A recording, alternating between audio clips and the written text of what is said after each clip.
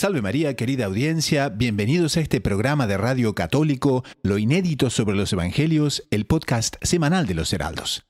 En el programa de hoy vamos a aprender cuáles son los 12 frutos del Espíritu Santo y en qué consiste cada uno: caridad, gozo, paz, paciencia, benignidad, bondad, longanimidad, mansedumbre, fidelidad, modestia, continencia, castidad, y vamos a dar aplicaciones a nuestra realidad cotidiana. Les habla el hermano Gustavo de los Heraldos y este es el programa 111 de Lo Inédito sobre los Evangelios podcast.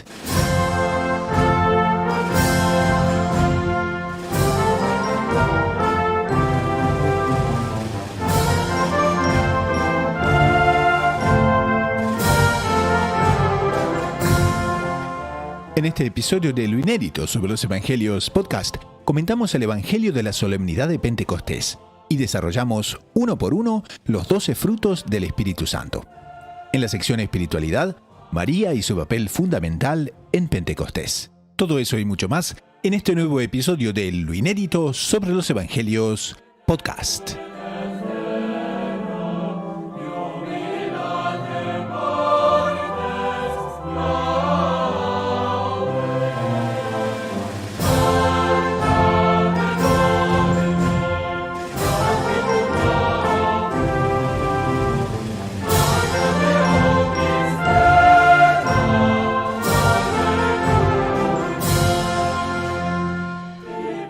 Salve María, bienvenida a la audiencia.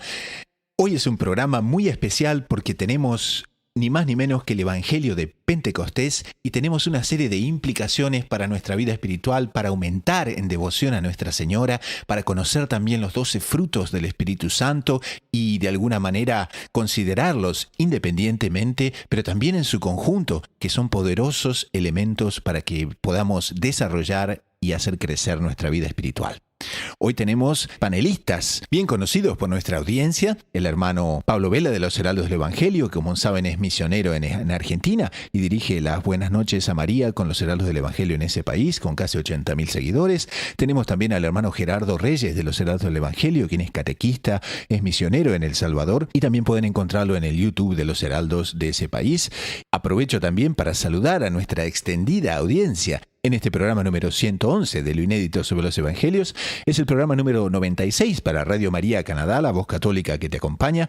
Aprovechamos también para saludar a Radio María del Rosario, FM 90.7 de Buenos Aires, Argentina, Radio María Guatemala, FM 103.3 de Guatemala City, Radio San José, Radio Canadá de Toronto, Tu oración hace eco en el cielo, y por supuesto, nuestra nueva audiencia de Radio Caballeros de la Virgen de Colombia, las 24 horas bajo la protección de María. Y por supuesto también toda la audiencia que nos sigue en WhatsApp, que nos sigue en YouTube y en todos los lugares donde los heraldos del Evangelio ejercen su apostolado. Entonces, vamos a pasar al Evangelio del día de hoy, que es el Evangelio correspondiente a la fiesta de Pentecostés. Es el Evangelio según San Juan, capítulo 20, versículos 19 al 23. Y nos dice: al anochecer de aquel día, el primero de la semana, estaban los discípulos en una casa con las puertas cerradas por miedo a los judíos. Y en eso entró Jesús, se puso en medio y les dijo: paz a vosotros. Y diciendo esto, les enseñó las manos y el costado, y sus discípulos se llenaron de alegría al ver al Señor. Jesús repitió: paz a vosotros.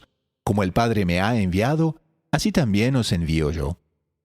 Y dicho esto, sopló sobre ellos y les dijo: recibid el Espíritu Santo.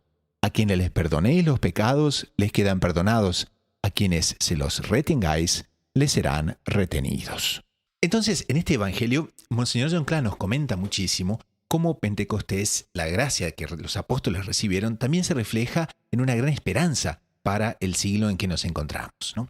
Pero una cosa que nos gustaría ver en un ángulo un poquito diferente, después vamos a ver a Nuestra Señora, etcétera, pero en un ángulo diferente, los 12 frutos del Espíritu Santo. Y este es un tema de catecismo que, claro, los 7 dones del Espíritu Santo son todos muy claros, pero cuando nos llega la parte de examinar los 12 frutos del Espíritu Santo, si este fuese un test, en materia de catecismo, creo que una buena parte, ¿no es cierto?, no sacaría una buena nota. Entonces se nos ocurrió hoy llamar a uno de nuestros catequistas, nuestro catequista máximo de a bordo, que es el hermano Gerardo, y lo invitamos justamente para que nos comente un poco y nos desarrolle también, no solo cuáles son los 12 frutos del Espíritu Santo, sino también en qué consiste cada uno. Entonces, hermano Gerardo, por favor, ayúdenos en esta tarea escolar que nos ha tocado, que realmente nos vamos a sacar una muy baja nota. Entonces, la audiencia ciertamente va a apreciar muchísimo una buena ayuda y un buen refuerzo en esta materia. Y de hecho, hermano Gustavo, es un tema lindísimo, vastísimo, que de hecho en el tiempo que tenemos aquí nos va a faltar para entrar con todo detalle, pero que hace un bien enorme conocer con más claridad en qué consisten, propiamente qué es cada uno de los frutos del Espíritu Santo. Y es que cuando un alma corresponde a las mociones interiores del Espíritu Santo, esto va produciendo actos de verdadera virtud, y estos actos les llamamos los frutos del Espíritu Santo, así como podríamos comparar que el Espíritu Santo fue la semilla y luego va a fructificar en estas buenas obras, que principalmente aquí San Pablo nos los cataloga en 12 frutos. Estos frutos primero los enunciamos y luego vamos tratando de cada uno de ellos en particular. Son la caridad, el gozo, la paz, la paciencia, la benignidad, la bondad, longanimidad, mansedumbre, fe, modestia, continencia y castidad. Evidentemente que todos ellos van muy de la mano, y el ejercicio de uno necesariamente va a producir también el ejercicio de los siguientes, puesto que son virtudes. Conforme se va ejercitando, por ejemplo, comenzando con la caridad, esta necesariamente va a traer tras de sí el gozo, la paz y todo el resto, como que una especie de cadena que va a un eslabón unido a otro. Y un detalle que es interesante conocer como preámbulo, y es que los primeros tres, la caridad, el gozo y la paz, estos frutos perfeccionan el alma dentro de sí misma, en sus mismos bienes, y perfeccionándonos a nosotros mismos, son especialmente nuestro lazo de unión con Dios. Y a raíz de eso es que nacen el gozo y la paz. Por eso va muy de la mano la caridad, el gozo y la paz, porque principalmente ejercen esa acción benéfica dentro de nuestra alma. Hermano Gerardo, ¿se podría decir que hay una jerarquía entonces entre ellos? Hay una linda jerarquía, exactamente. A raíz de estos es que van a, digamos, practicando excelentemente estos tres primeros, es que van a surgir los siguientes también. Estos, como usted bien decía, son más importantes por el hecho de que van más directamente ligados, más directamente unidos hacia Dios. Y cuando la persona tiene dentro de sí esa perfecta unión con Dios, claro que el alma automáticamente, diremos, se coloca en orden ella misma. Y ahí es donde vienen los siguientes frutos, que son la paciencia y la longanimidad, que en realidad como que dan al alma esa estabilidad, esa serenidad, diremos, para superar las adversidades interiores y exteriores. Digamos así, como que constituyen esa muralla que van a custodiar esa caridad, el gozo y la paz que ya reinan interiormente. Quizás para algunos de nuestros oyentes la longanimidad nos haga falta un poquito de... Sí. Ya entraremos ahí. Si quiere, le terminamos de ver como que la estructura general y luego pasamos a ver particularmente cada uno. Sí. En fin, bueno, después de esto ya tendremos la bondad, benignidad y mansedumbre, se incluye también la fe, que de hecho ya veremos también la diferencia entre las tres primeras porque son como muy, muy semejantes. Uno escucha bondad, benignidad y mansedumbre, diríamos es lo mismo, pero tienen cierta nota diferente entre una y otra. Y estas cuatro perfeccionan el alma en relación al prójimo. O sea, ya que el alma está en armonía con Dios, que está fuerte ella misma, luego viene la relación con el prójimo. Y aquí viene entonces el papel de estos cuatro frutos del Espíritu Santo. Y luego están las últimas tres, la modestia, la continencia y la castidad, que ya vienen a perfeccionar el alma en relación a las pasiones y concupiscencias, como que regulando aquello que pueda constituir un daño para ella misma. Ya teniendo como que esa estructura general, si quiere, hermano Gustavo, y ya pasamos a ver con más detenimiento cada una de ellas. Con gusto. Las tres primeras entonces serían la caridad, el gozo y la paz. La caridad, hermano Gustavo, viene a ser ese afecto, esa buena voluntad, esa habilidad, diremos, de amar al prójimo.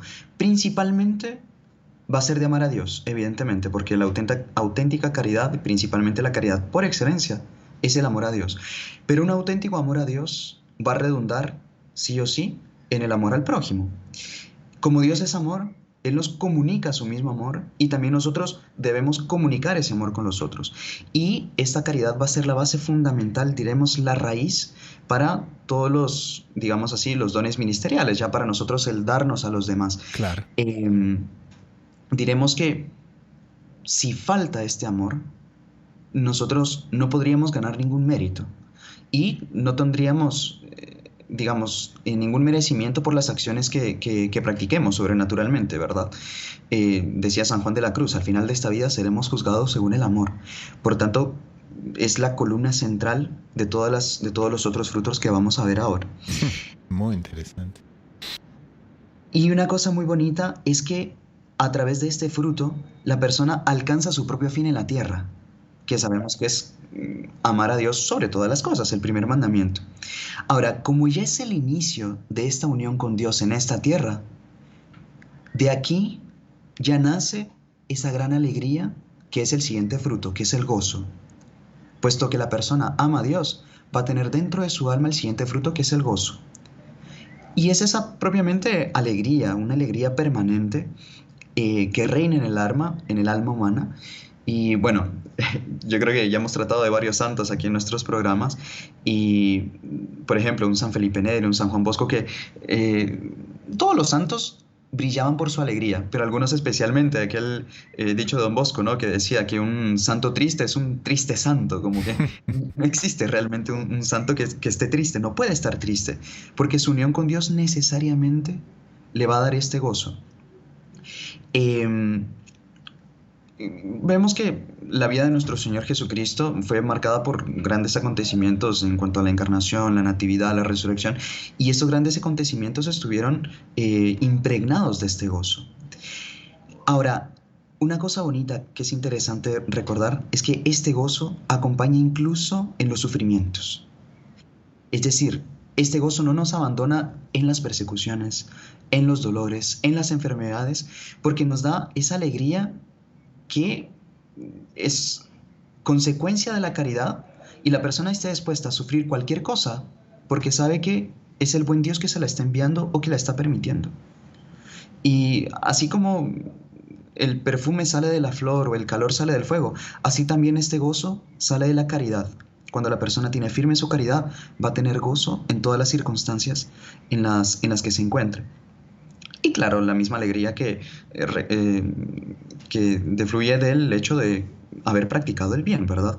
Por tanto, no se apaga en ninguna tribulación, sino que más bien va creciendo. Y el último de este primer bloque, digamos así, que es el fruto de la paz, ¿no, hermano? En cuántas partes, en cuántas familias, pero principalmente en nuestras propias almas. Y es justamente esa tranquilidad y esa serenidad de espíritu. Por el hecho de estar en paz con Dios, digamos, esta paz vendría, mejor dicho, por el hecho de estar en paz con Dios, con nosotros mismos y con el prójimo. Esa es un regalo precioso, tanto para nosotros como para el prójimo, ¿verdad? Porque nada hay de tan incómodo y molesto como estar con una persona que transmite esa agitación, ese frenesí. En fin, uno diría, cálmese un poquito, ¿no? No, aquel famoso, ¿no?, dicho monástico, ¿no?, que Dios nos encuentra en la agitación, ¿no? Exactamente, Dios nos encuentra en la agitación. Y una cosa bonita, hermano Gustavo, es que muchas veces se confunde alegría con agitación. Y si uno se pone a analizar, la verdadera alegría es serena.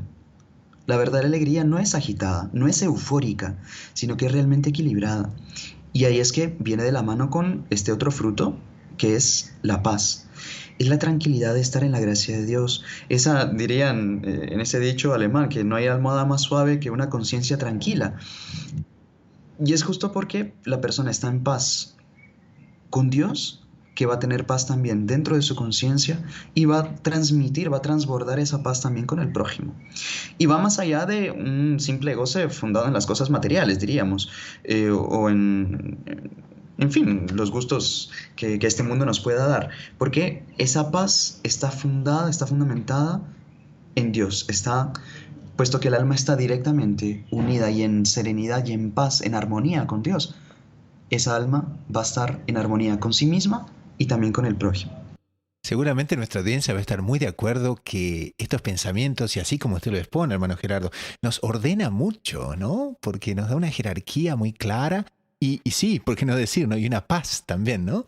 Del hecho Una paz también. de notar. Es curioso que lo que usted decía, hermano Gustavo, hay ciertas cosas que, por ejemplo, al tratar del Espíritu Santo, que es algo tan alto, tan sublime, pero como que se siente al hablar del Espíritu Santo que el mismo Espíritu Santo va actuando y se va haciendo presente. Es algo, eh, no sé, muy peculiar, muy bonito. Y como que al hablar de los frutos del Espíritu Santo, como que uno también va degustando poco a poco eh, el sabor de estos frutos que Él quiere darnos, que Él quiere hacer fructificar en nosotros, ¿no? Bueno, entonces con esto tenemos el primer conjunto: caridad, gozo y paz. Y el siguiente. Exactamente. Luego entraremos con la paciencia y la más intrigante de todas, la longanimidad. ¿Qué quiere decir esa palabra tan curiosa? Bueno, la paciencia es mucho más conocida, ¿verdad? Eh, tan Conocida, pero conocida, quizás difícil de practicar, ¿no es cierto? tan conocida como difícil de ser practicada, exactamente. Ahora, en esta paciencia no cabe el espíritu de rencor. Es un perfecto equilibrio de temperamentos, de pasiones. Es completamente lo opuesto al enojo, evidentemente. Pero donde hay paciencia, también necesariamente va a haber constancia, va a haber firmeza, va a haber perseverancia. Una persona paciente sabe ser tolerante. Tolerante en el buen sentido, ¿verdad? No en la tolerancia falsa que hoy en día se predica de tolerar incluso el mal, sino de tolerar los defectos del prójimo para buscar hacerle un bien al alma. La paciencia es clemente, es indulgente, contraria evidentemente a la impaciencia humana a la hora de que nos viene una dificultad o al soportar las debilidades y provocaciones inclusive del prójimo. Y hay un punto muy bonito en este fruto del Espíritu Santo y vemos por qué la paciencia es tan necesaria, no solo para soportar al prójimo, sino muchas veces también para soportarnos a nosotros mismos. Porque por esta vida ser una lucha, rezamos en la salve, por ser un valle de lágrimas, muchas veces es necesaria muchísima paciencia para superar las turbaciones, las preocupaciones, digamos, que estas mismas luchas producen en el alma. Es natural. Y muchas veces el demonio busca, antes de hacer caer en grandes pecados, prepara el alma quitándole esa paz, esa serenidad. Y luego, cuando consigue que la persona caiga, busca que la persona se impaciente con sí misma. Y ahí sí que está completamente en las manos del demonio. Y aquí es todo lo contrario. El Espíritu Santo crea esa estabilidad por la cual, por más que la persona tenga un resbalón, la persona sabe ser paciente con sí misma, levantarse con toda tranquilidad y seguir en la lucha. Y por eso es que va muy de la mano con la longanimidad, que propiamente es el gran ánimo, esa grandeza y constancia en todas las adversidades. En sí, así se puede definir la longanimidad, ese gran coraje y ese gran ánimo en las adversidades. Ánimo en las adversidades. Exactamente. Y es ese ánimo en las adversidades, ya sea ajenas o personales, porque el alma tiene esta, como diremos, amplitud de visión por la cual sabe que todo lo que sucede, todas las contrariedades que se vienen, son o queridas o permitidas por la providencia. Y esa persona sabe esperar la hora de la intervención de la providencia. Y si la providencia se retrasa, también sabe aguardar sin turbación, sabe aguardar con fortaleza, en fin, da ese coraje en medio de las batallas. Y es un ánimo sobrenaturalmente grande también para concebir y para ejecutar las obras de la verdad, las obras del bien. Entonces diremos, da especialmente esa fortaleza y esa constancia en todas las batallas que nosotros tenemos en este mundo por alcanzar la santidad. Bueno, seguimos en el siguiente conjunto de los frutos del Espíritu Santo, que ya serían la bondad, la benignidad, la mansedumbre y la fe. Y con la bondad diremos, se puede traducir más como una especie de generosidad, ese afecto en querer beneficiar al prójimo.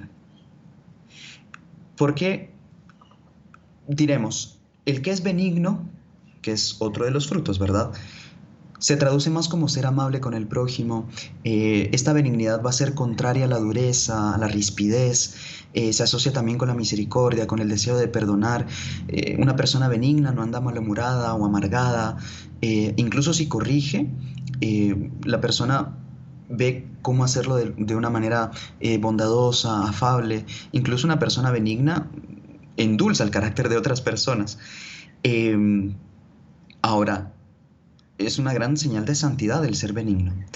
Y con la bondad, que es otro de los frutos, la persona no solo recibe bien a los demás, sino que ya tiene ese deseo de dar, de beneficiar, de darse a los otros, de beneficiar al prójimo con los mismos bienes que él ha recibido de Dios. Entonces es ese querer darse, querer desdoblarse, especialmente para con aquel que sufre, con aquel que necesita ayuda. En fin, Dios, que es la bondad infinita, unida al alma que tiene este fruto, que es la bondad, va produciendo el bien también en el alma de los otros. Y una persona bondadosa hace el papel de nuestro Señor Jesucristo en esta tierra también, sanando, digamos así, las heridas que las otras personas tienen, por ese deseo que tiene de hacer el bien en los otros. Realmente las marcas del Espíritu Santo, qué claras. Son lindísimas, realmente emocionantes y uno diría, uy, que ya venga un nuevo Pentecostés sobre la faz de la tierra y el mundo sea renovado, porque es tan bello. Usted imagínese un mundo en el que todos poseamos todos estos frutos. Diríamos, ya sería un paraíso en esta tierra, ¿verdad? Qué relacionado está con Nuestra Señora, ¿no? Porque el próximo segmento vamos a tratar de Nuestra Señora y es una cosa que es increíble, ¿no? Como uno podría decir que toda la idea que, en fin, Monseñor John Clare, San Luis María Griñón de Montfort, el doctor Plinio, todos que nos han hablado del reino de María, ¿cómo define el reino de María esto de una manera completísima, ¿no? Exactamente. Y ahí uno entiende también el por qué la relación que tuvo Pentecostés de estar Nuestra Señora necesariamente allí atrayendo, digamos, esa venida del Espíritu Santo con los apóstoles, ¿no?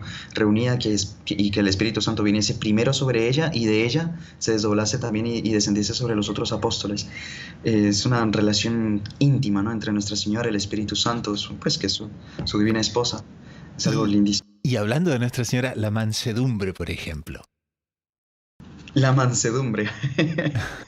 Bueno, en este caso, la mansedumbre se opone a la ira, al rencor. Esa mansedumbre es la igualdad de ánimo con que los buenos sufren todas las injurias, las dificultades sin indignarse. La mansedumbre, por ejemplo, impide el querer imponerse a los demás, el querer vengarse.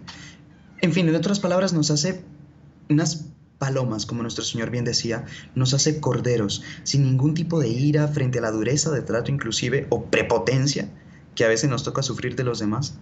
Ahora, una cosa bonita, hermano Gustavo, y es que la mansedumbre no quiere decir transigir con el mal.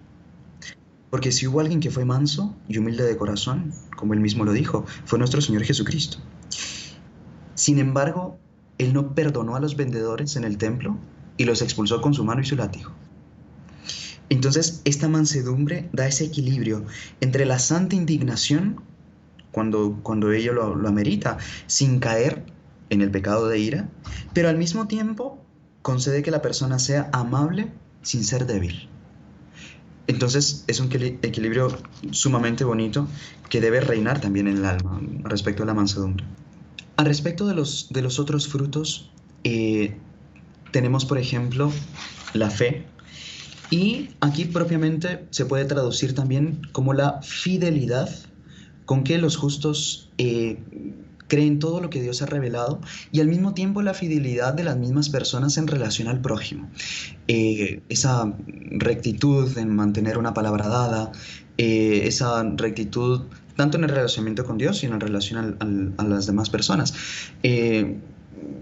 Por ejemplo, incluso en una minucia, como por ejemplo cumplir un horario. La persona dice, llego en tal horario, la persona por rectitud, por fidelidad, debe llegar a ese horario, ¿me entiende?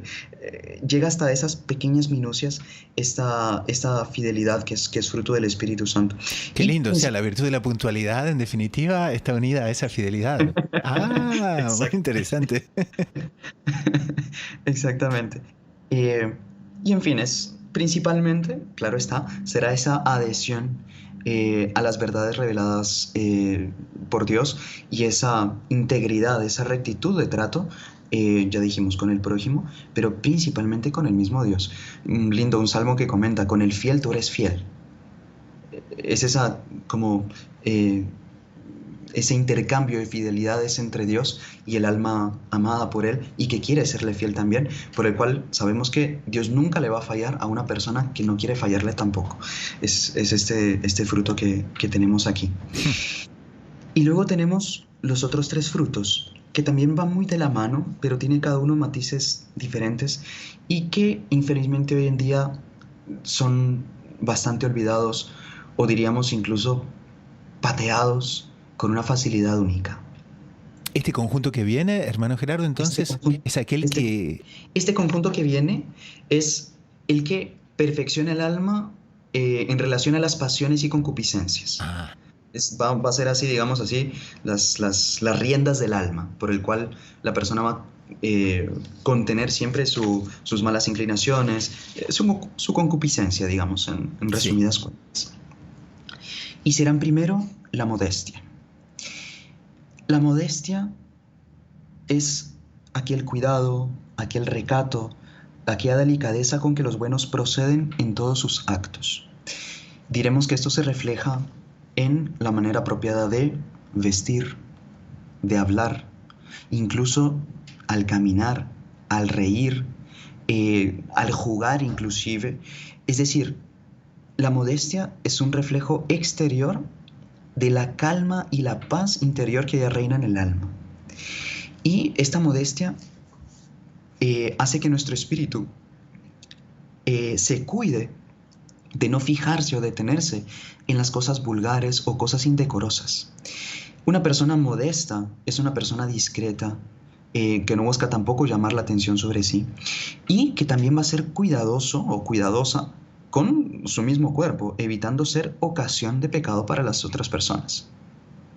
En el modo de cómo vestirse, de cómo comportarse, de cómo relacionarse con otras personas, esta persona va a tener este cuidado de no ser ocasión de pecado para el prójimo, porque sabe que ella misma es morada de Dios. Y por este mismo principio que ya reina en su alma, no va a querer tampoco ser piedra de tropiezo para otra persona. Este es el fruto de la modestia. Y muy de la mano va también la continencia, que especialmente este fruto, diremos que es la solicitud que tienen los buenos para reprimir, para dominar las pasiones desordenadas. Entonces, el fruto de la continencia va a mantener el orden, el interior del hombre. Como su mismo nombre lo dice, contiene en sus justos límites, digamos, la concupiscencia, las malas inclinaciones. Es como que el freno de mano, digamos así, ¿no? Sabemos que se está pasando en cierto momento, opa, continencia. Es la que va a regular, y no solo en materia de castidad, en materia de pureza, perdón, sino también en materia, por ejemplo, de comida, de bebida, en cuanto a las diversiones. Sabe que la persona, en cuanto al descanso, por ejemplo, sabemos que hay un equilibrio para cada cosa. Claro, porque muchos pensaríamos eso, ¿no? Que la continencia está estrictamente relacionada con la castidad Exactamente. y es mucho más Es mucho más abarcatoria, ¿no? amplia. Exactamente. Es mucho más amplia y la persona cuidándose de no excederse en las comidas, en las bebidas, en las diversiones, excederse inclusive en el descanso, eso va facilitando en líneas generales esta práctica de la virtud. Entonces como que con eso ya la persona va teniendo su alma en las manos, va teniendo más perfectamente el gobierno de su alma. Y puesto que sabemos que somos hijos de Dios, también sabemos que debemos mantener a raya todos nuestros instintos. Y eso se consigue justamente con la continencia. Y ya más específicamente, ya para terminar con el último de los frutos, que sería la castidad, que es propiamente ya esa pureza interior que guardan los buenos, aborreciendo completamente todas las cosas deshonestas, impuras, y huyendo también de todas las ocasiones de pecar. La castidad va a ser la victoria sobre la carne y nos hace templos vivos del Espíritu Santo. Y eso, siendo la persona soltera o casada, la castidad debe reinar, porque sabemos que no por ser casado o soltero, la persona no está dispensada de practicar la castidad. Es completamente lo contrario. Tanto en un estado cuanto en el otro, eh, hay un modo de mantener estos instintos a raya, diremos, de guardar la castidad fuera, digamos, antes del matrimonio, siendo soltero, o inclusive dentro del matrimonio. Estamos obligados a guardar la castidad. Y sabemos que eso especialmente da una gran paz al alma, porque recordamos en una de las bienaventuranzas, nuestro Señor decía, bienaventurados los limpios de corazón, porque ellos verán a Dios.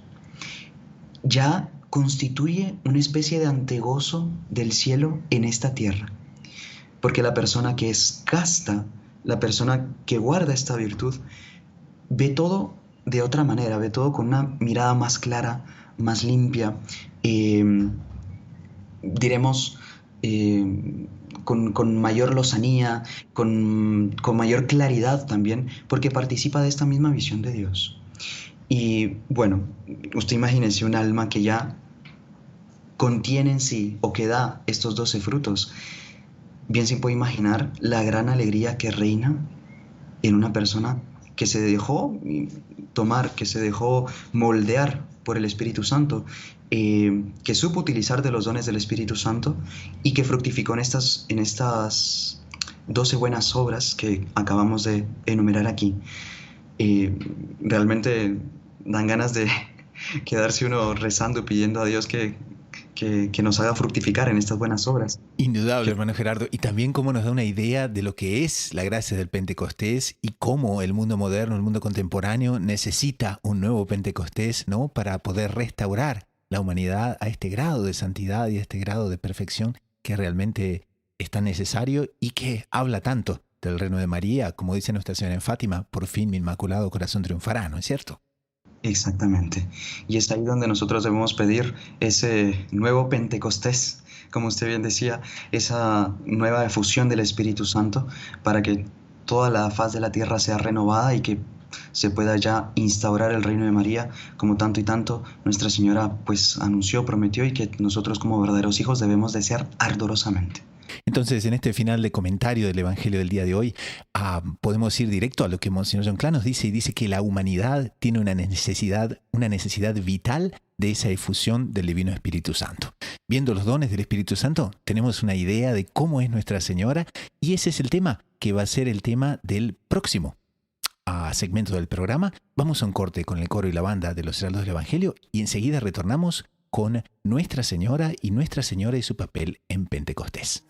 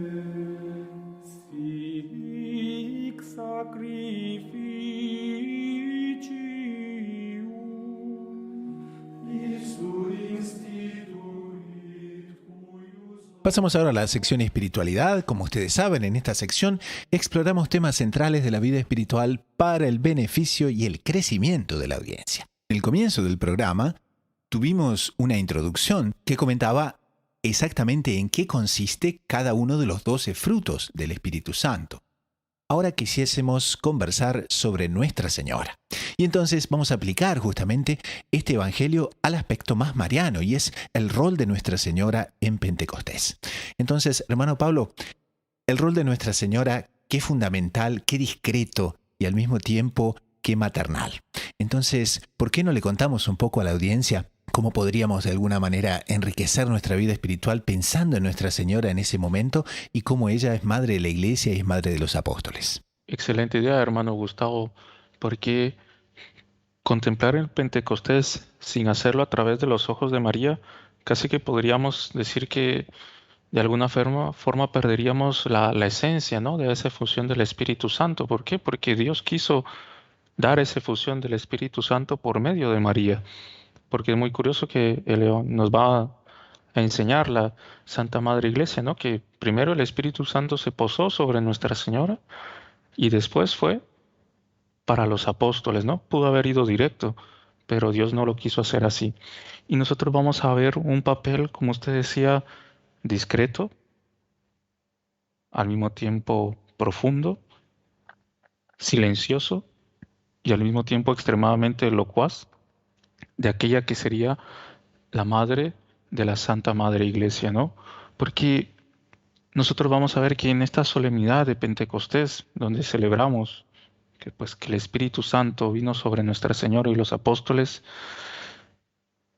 vamos a ver que así como Nuestra Señora estuvo presente en el Calvario, ahí a los pies de la cruz, ¿no? Stabat Mater Dolorosa Justa Crucem Lacrimosa.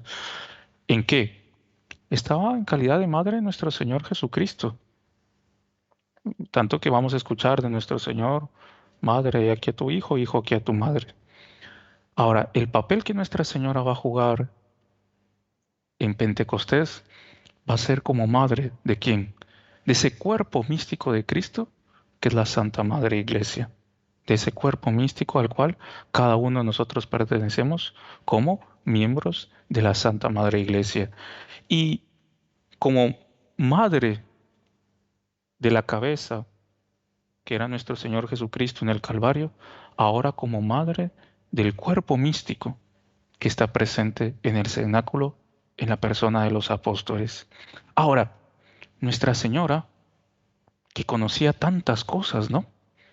Y que nosotros podríamos ver, recordar usted que en su libro sobre Nuestra Señora, Monseñor Juan comenta eso, ¿no? Que, claro, Nuestra Señora, con todo lo que había crecido en santidad, con todos los dones que tenía, ella veía un poco la situación de la iglesia naciente, ¿no?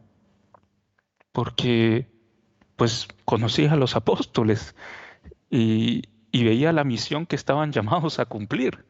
No, basta recordar, hermano Pablo, que la semana pasada, ¿no es cierto?, cuando estábamos conversando sobre la ascensión, es en ese momento en que los apóstoles, después que ven tantas maravillas y tantas cosas, le preguntan, no, Señor, ¿es entonces este momento en que vas a restaurar el reino de Israel? ¿No? O sea, ¿no? La visión de los apóstoles y Nuestra Señora, como usted bien dice, veía eso con mucha, ¿no?, claridad. Exactamente. Entonces, a ver, pongamos nosotros lo que usted da una prueba exactísima, pero, eh, por ejemplo, Nuestra Señora recibió a San Pedro después que le pidió perdón por haber negado a su hijo. Nuestra Señora, en fin, o sea, ellos son 3 años conviviendo. Ellos ven la grandeza de Nuestra Señora y Nuestra Señora ve la vocación, pero también ve las deficiencias para cumplir esa vocación. Y entonces, como para colocar una figura muy bonita, nosotros veríamos cómo Nuestra Señora veía que la iglesia estaba como una recién nacida, ¿no?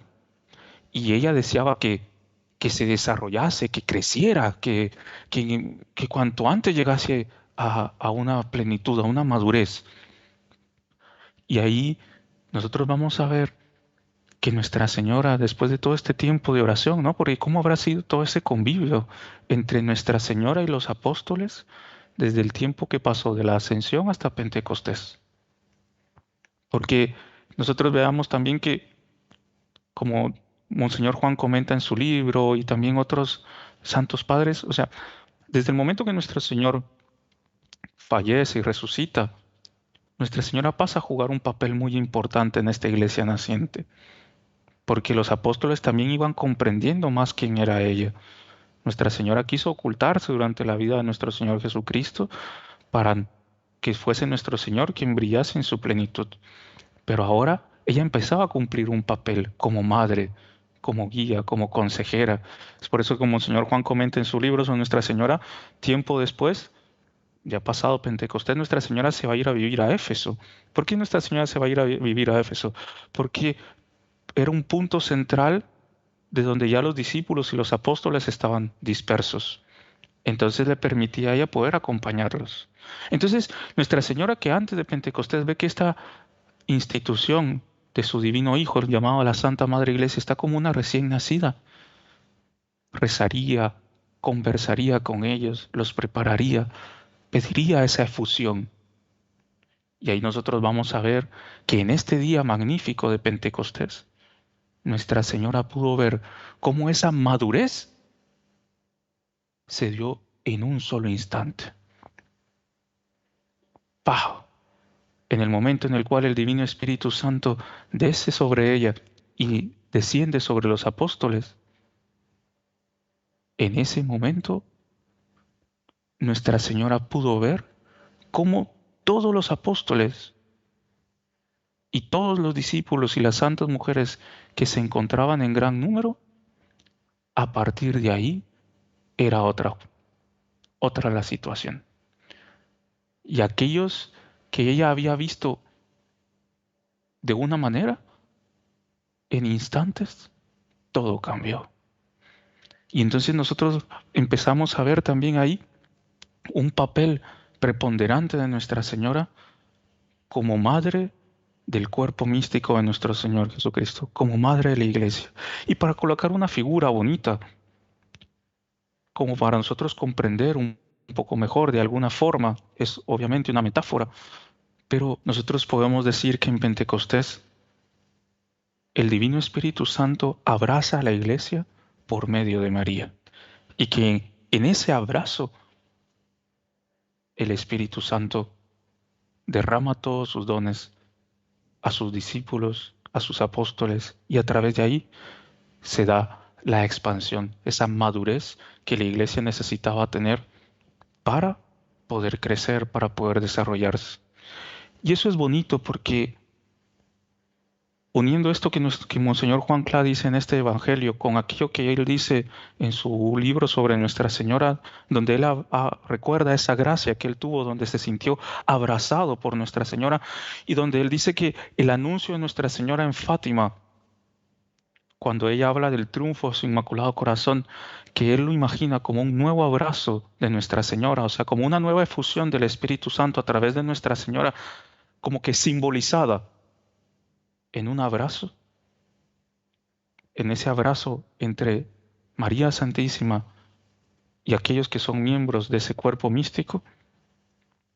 Ahí nosotros vemos que Nuestra Señora jugó un papel importantísimo en esa iglesia naciente y juega un papel extremadamente importante en la iglesia del siglo XXI.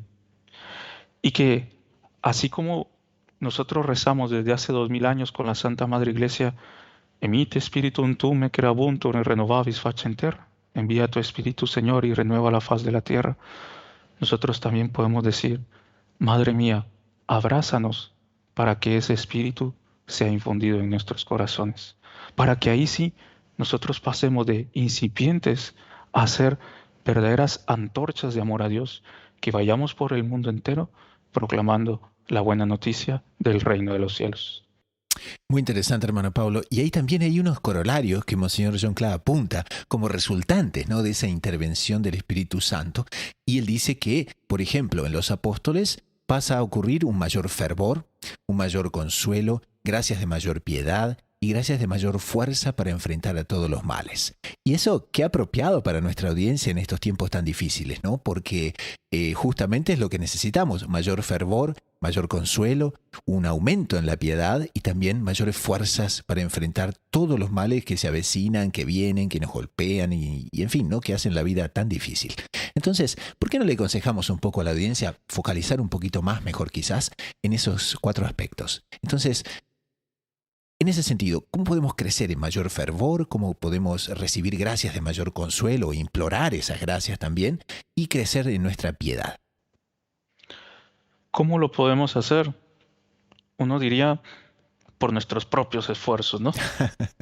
Con nuestras propias capacidades y grandes dones. Ahora yo, el Todopoderoso, aquel que Dios creó prácticamente semejante a Él.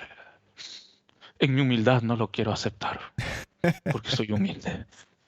Pero entonces ese ser grandioso, todo omnipotente, fuerte que soy yo, ¿cómo va a conseguir esas nuevas gracias en medio de este siglo XXI?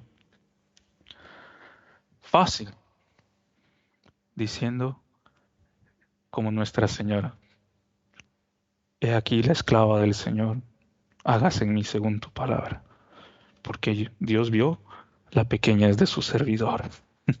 Qué lindo. Por nuestras fuerzas, ¿qué somos capaces, hermano Gustavo? No está comprobado ya en nuestra vida. Y solo porque la Iglesia nos recomienda y prohíbe las confesiones públicas, ¿no? Pero yo creo que cualquiera de los que nos esté escuchando podrá decir que es prueba, que tiene pruebas fehacientes de que por sus propias fuerzas, que por nuestras propias fuerzas no podemos nada. ¿Qué es lo que nosotros podemos hacer en este siglo XXI tan conturbado, en esta época de pandemia, en estos días donde está falleciendo gente en tan grandes cantidades, ¿no? En estos días donde el pecado abunda, en estos días donde la virtud es atacada y el pecado es incentivado? ¿Cómo nosotros tener fuerzas, no? Se viene la frase también del gran San Luis María Guinón de Montfort, ¿no? Fuego, fuego, fuego en la casa de Dios. Eh, en fin, ¿qué hacer? Es ponernos de rodillas a los pies de aquella que es la madre de la iglesia, que es nuestra madre, y decirle, Madre mía, atraed el Espíritu Santo de nuevo a este mundo. Porque la humanidad, cada uno de nosotros, tiene una necesidad vital de esta efusión del Divino Espíritu Santo. Entonces, pedirlo, reconocer nuestra nada, es el primer paso. Y reconociendo que no somos nada, que no merecemos nada, que somos indigentes espirituales, teniendo una plena confianza que porque no merecemos nada, pero que somos extremadamente amados por nuestro Señor, por Nuestra Señora, con confianza nosotros podemos pedir, Madre mía, envía el Espíritu Santo y renueva la faz de la tierra. Que por María Santísima se dé esa renovación en nuestras almas. Y lo que necesitamos es pedir, pedir, pedir, pedir, pedir. Porque pidiendo vamos a alcanzar. Y podemos hacer este pedido alrededor del altar en la Santa Misa. Lo podemos hacer unidos en familia. Lo podemos hacer solos en nuestra habitación. Reconocer nuestra nada y llenos de confianza, pedir a Nuestra Señora que envíe el Espíritu Santo, renueva nuestros corazones y la faz de la tierra. Pedir y crecer en la devoción al Divino Espíritu Santo. Como decía el gran teólogo, ¿no? El padre Rollo Marín, que le llamaba, ¿no? El gran desconocido. Cuán poco se habla del Espíritu Santo. Cuán poca es la devoción al Divino Espíritu Santo. Así que pidamos a Nuestra Señora que alcance de Dios esa efusión de los dones del Espíritu Santo en nuestras almas y también que crezcamos en el amor a Él para que, inundados de sus dones, podamos ser aquellas llamas, aquellas lavareras de fuego que Dios quiere que seamos en medio de este siglo XXI tan conturbado.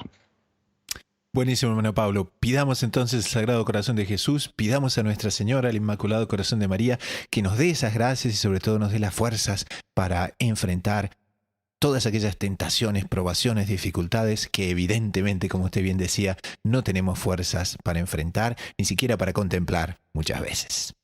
Pasamos entonces al último segmento del programa, son las sugerencias de la semana, una website, un libro, un podcast, un artículo de doctrina católica que nos haya gustado para el bien espiritual de las personas. Hermano Gerardo, ¿qué nos recomienda para esta semana?